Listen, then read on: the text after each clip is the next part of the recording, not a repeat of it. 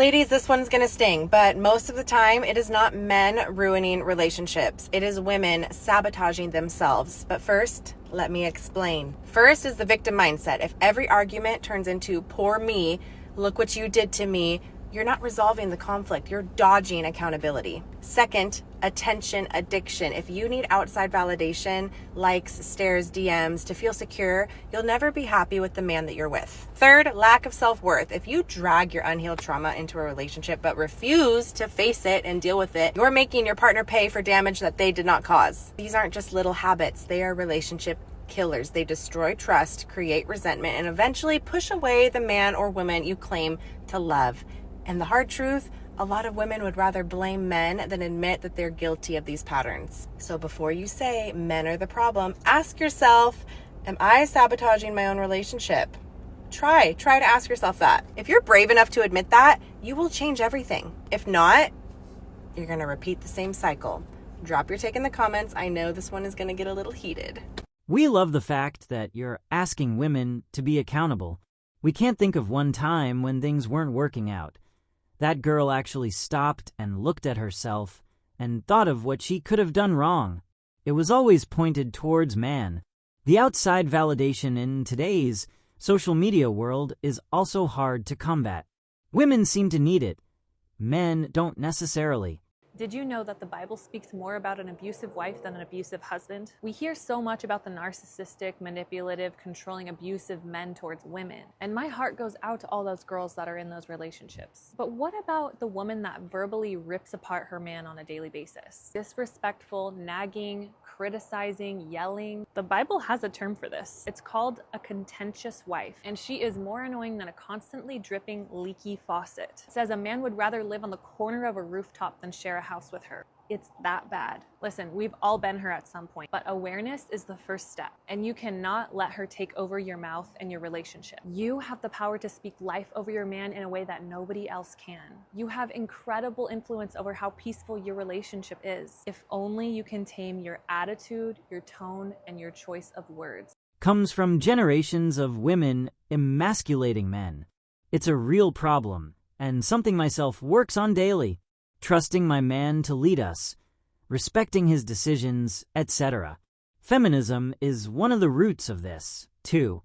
This wife posted a video about how, God saved her marriage after infidelity. And this comment on the video rocked my world. This commenter basically said that her and her husband were atheists and he's never cheated. And that she doesn't understand why so many religious people don't follow their religion. I was so, I've grown up in the Christian church. I'm still a Christian. And I'm like, no, she ate with that comment. So many men use religion to be grace and forgiveness for themselves, right? They want you to give them grace and forgiveness when they blatantly disrespect you by cheating on you. And it's that's not the point of Christianity. That's not the point of following Jesus. The point is that you change your behavior. And I do think it makes us look so super duper silly when people are using Christianity to justify horrendous behavior, and people who don't even follow that value system are abiding by that value system better than you are. Infidelity, I'm not inspired by that. I think a lot of people who are in broken marriages take it as oh, there's hope for me because they're desperate, hanging on by a thread. I am never inspired by that. I'm that sounds horrible. And I do think if you're not careful, it does make a joke of people who claim to be Christians. That was not God's plan. That was not God's plan for you to be cheated on. It's wild how disrespect gets rebranded as empowerment until the consequences arrive. And suddenly, the same woman wants sympathy for a fire she proudly lit. Men, if you find out your wife is cheating on you and she has a mister, don't overreact. This is going to be very important because you might ruin your family, your house, your children, and lose all of that for what? For something meaningless on the side? Don't confront her. That's very important. What you're going to do is try to change your look. Go to the gym. Look your best. Dye your hair. Change it up. And she's going to notice. She's going to be like, oh my God, is he trying to rekindle our love? He must really love me. We can work it out. and never even mention that you found out about the affair. If you mention it, it's gonna look like you lowered your standard, like you're not standing on business, and she's gonna understand she can keep cheating on you, right?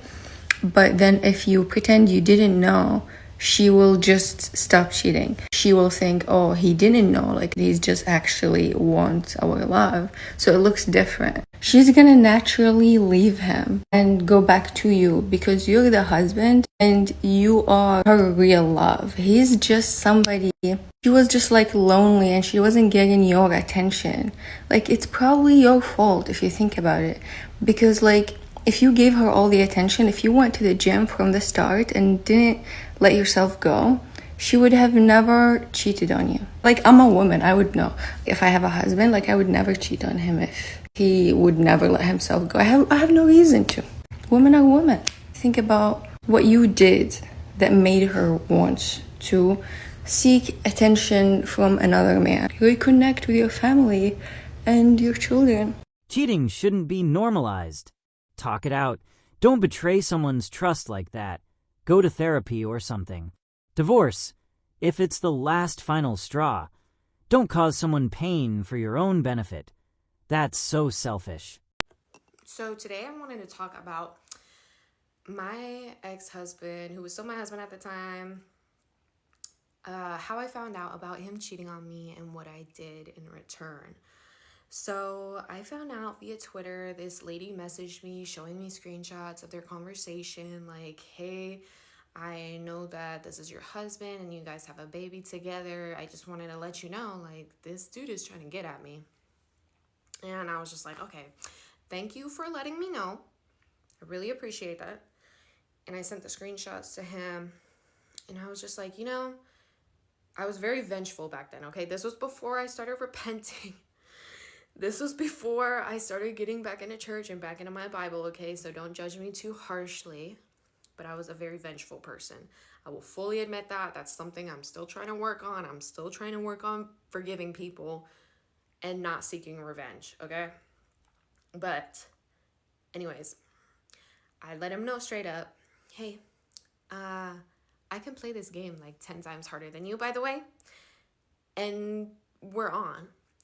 So that's literally what I did. I messed around with about 10 different dudes during this time span between him doing this to me and him filing for divorce. I messed around with about 10 different dudes, maybe more. I'm not even gonna lie. I don't know. I lost track.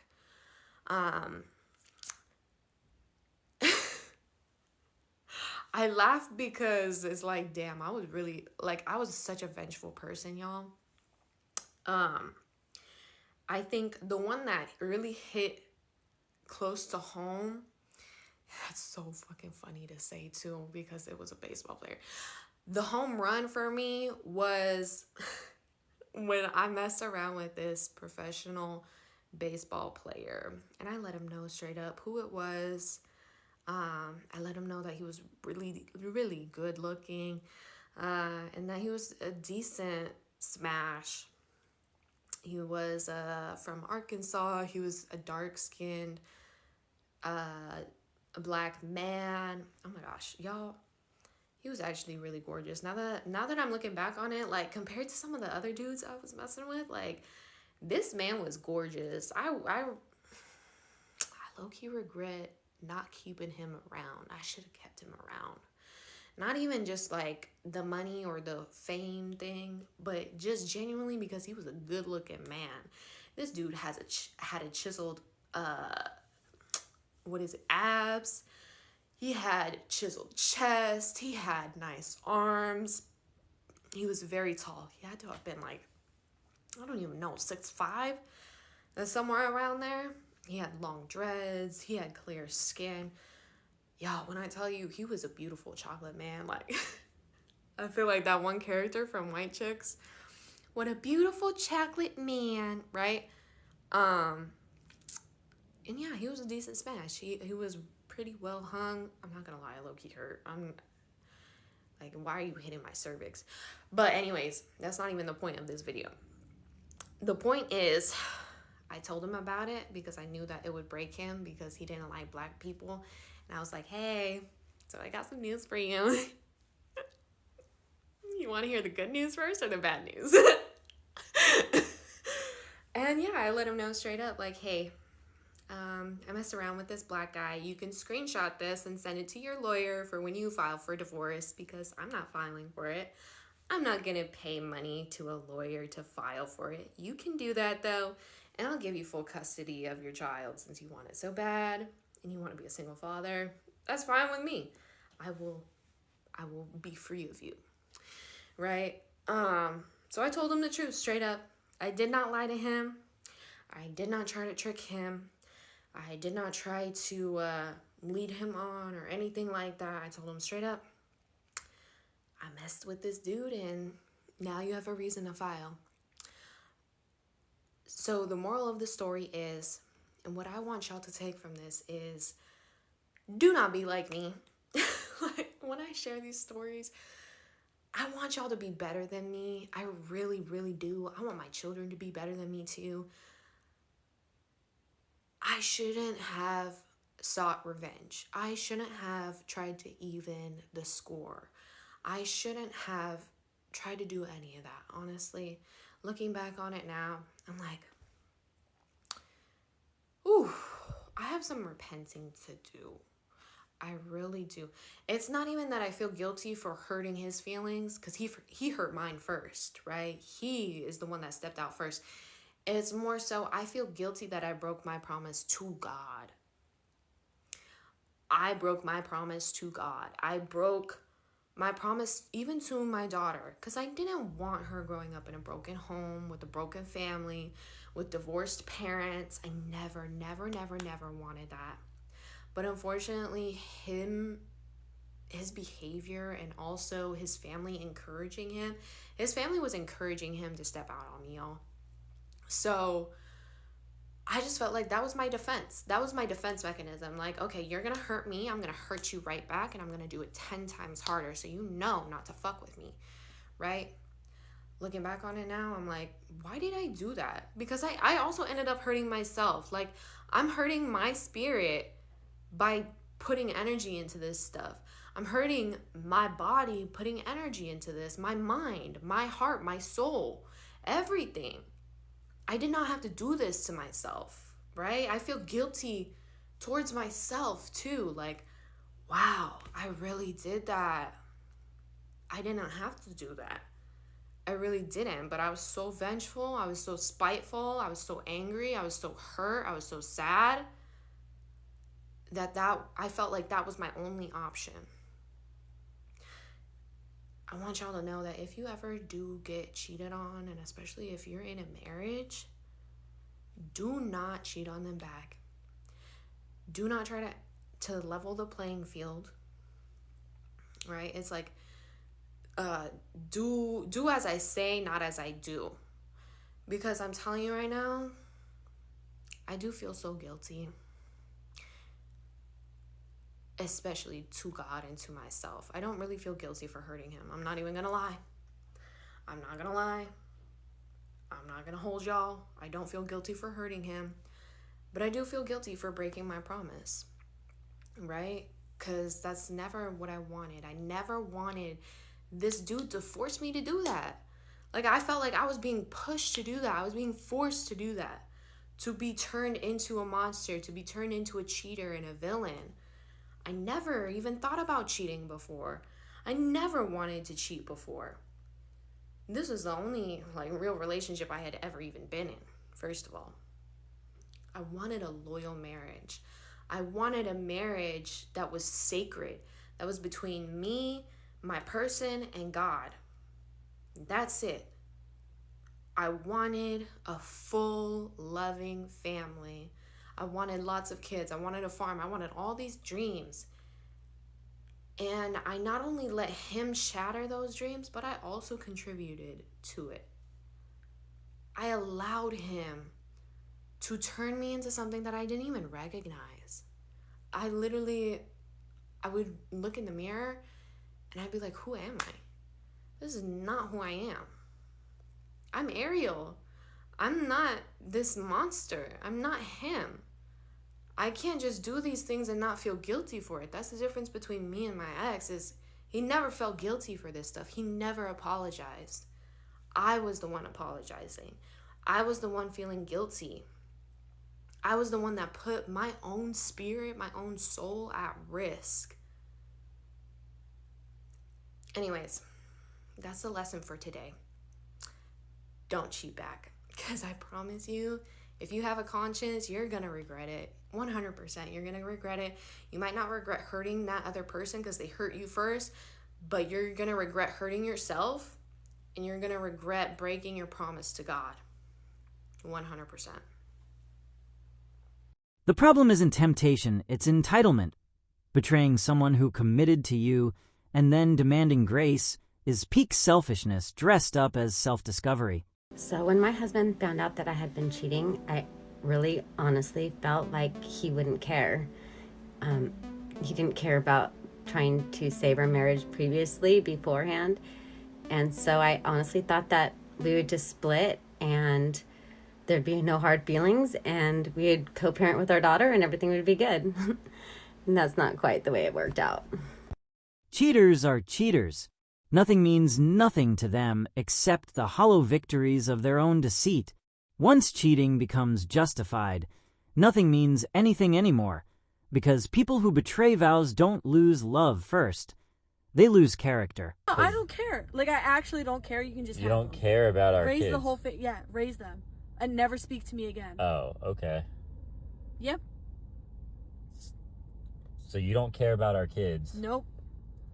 because I caught you cheating. Yep. Raise Okay. them yourself.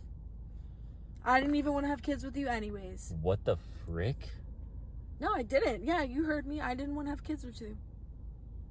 Watching someone justify cheating is watching someone explain why their comfort mattered more than the damage they knowingly caused.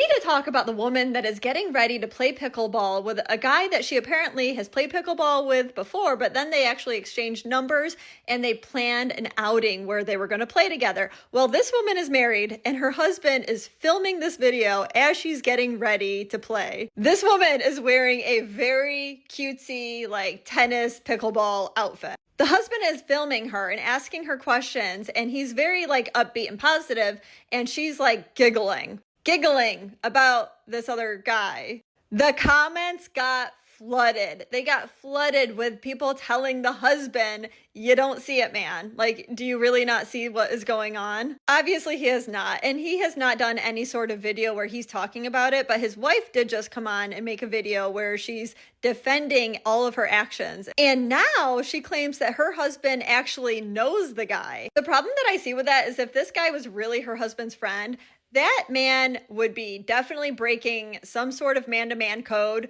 by asking her directly for her number instead of going through the husband. That's why wives communicate with wives, husbands communicate with husbands. When my son needs a ride to football from the neighbor who is the husband that drives him, I don't ask him, I ask his wife. Benefit of the doubt. Let's just say maybe this isn't like a rule that they necessarily follow because she in her mind isn't doing anything wrong. I'm going to tell you what the husband is doing wrong. The problem is that he's not voicing a concern. He's not having an issue with it. That's where he needs to have an issue. And that would probably benefit the relationship because then they can set that boundary together. It doesn't mean that that man doesn't trust her. And I think that's what gets so warped, especially on social media, when there's so much pressure for men not to set boundaries with women because they're going to be called insecure. That doesn't happen with women that actually like you. Women that actually like you, and especially if they love you, they actually appreciate the boundary. That is why, guys, if you ever run into this with one of your relationships, you need to have the problem with it. Don't hold it back. Set the boundary. The tears always come after the replacement shows up, never during the disrespect phase, which tells you the grief isn't about love. It's about losing control.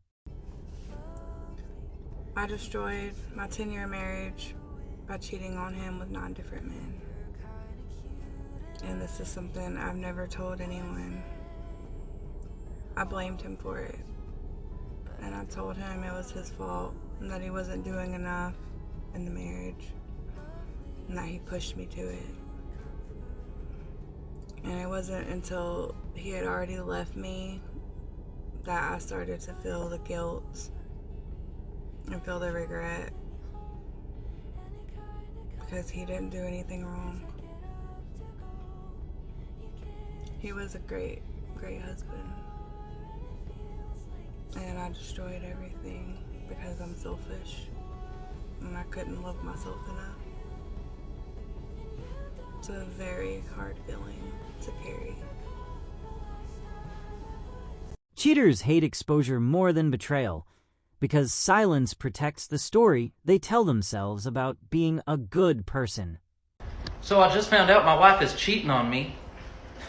Yeah, she screamed another man's name in bed. Who the fuck names their kid Wrong Hole?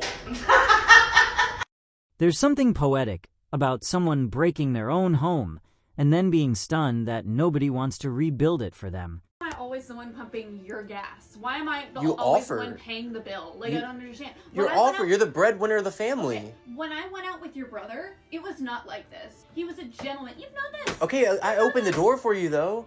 You opened the door for me. Yeah. Ooh. You want a cookie? I'm the one literally changing the oil in your car. I make the money for this Because you know how to do it. And then I still cook and clean. Yeah, you do everything. I don't love you anymore because you're on Tinder. Hannah. What do you think? Maybe I need an actual Cheating man with in me my or with life. other... Really? So you're just going on Tinder? You We think have you're a just going to find a better man? mangina?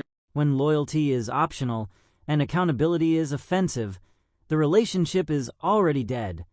The internet just gets to watch the autopsy. That's all for today.